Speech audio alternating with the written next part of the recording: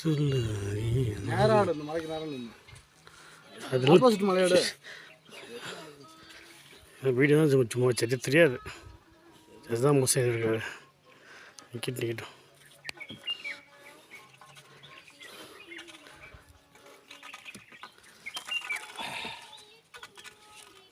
இது விட்டுட்டு வரும்போது கொஞ்சம் மங்களா தெரியுங்களா அப்போ இருக்கலாம் வீடியோ எடுத்துருவேன்.